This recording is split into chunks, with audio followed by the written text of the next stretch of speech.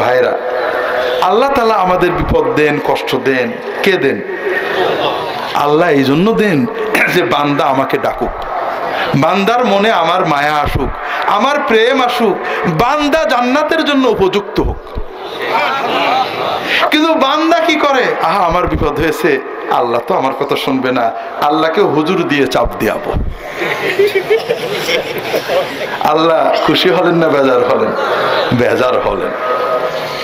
কোন মায়ের সন্তান যদি দুধের প্রয়োজন হলে, পানির প্রয়োজন হলে, বাথরুমের প্রয়োজন হলে সরাসরি মাকে না বলে দাদিকে, খালাকে বলে, ওই সন্তান কিন্তু মায়ের মাতৃত্বকে অপমান করে।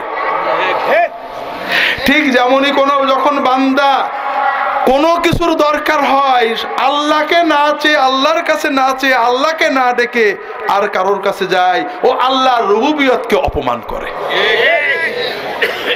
আমি দোয়া শিখতে পীরের কাছে যাব, ওজিফা শিখতে মাওলানা সাহেবের কাছে যাব, আমল শিখতে হুজুরের কাছে যাব, কিন্তু যা চাওয়ার কার কাছে যাব?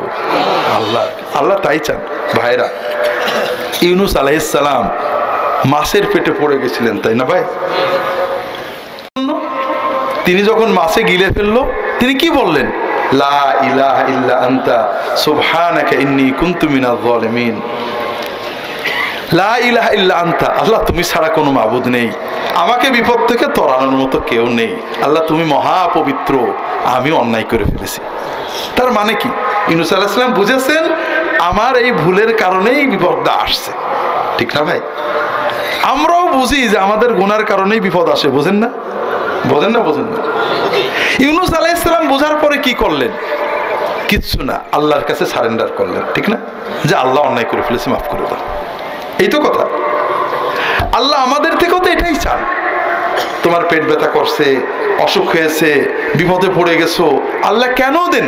আল্লাহ কোরআনে বলেছেন, আজকে অত বলার সময় নেই, শুধু এই জন্য যে বান্দা যেন আল্লাহর কাছে হাতটা পাতে, আল্লাহ খুশি হন, বান্দার কালবে আল্লাহর জিকির আসে, বান্দা জান্নাতের জন্য প্রস্তুত হয়।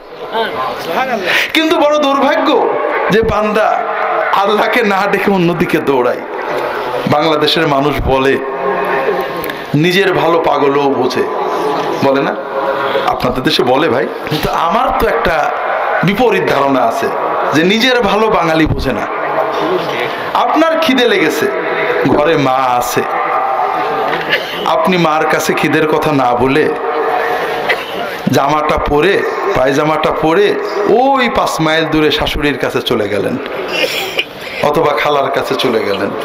আপনি বোকা না বুদ্ধিমান? কার কাছে চাওয়া দরকার ছিল ভাই? মার সে তো আপন কেউ নেই। আল্লাহ আমাদের কোরআন কারীমে বললেন, ওয়াইযা সাআলাকা ইবাদি আন্নী ফাইন্নী করিবুন উজিবু দাওয়াতাদ দাঈ ইযা দাআন। যখন আমার বান্দারা আপনার কাছে আমার কথা জিজ্ঞাসা করে, আমি উত্তর দিয়ে দিচ্ছি, আমি আমার বান্দার কাছেই আছি। বান্দা যেখানে যখন যেভাবে আমাকে ডাক দেবে, আমি সঙ্গে সঙ্গে সাড়া দেব। আল্লাহ আপনার কাছে আছেন, আল্লাহ আপনি ডাকলে সাড়া দেবেন, আল্লাহ ওয়াদা করেছেন।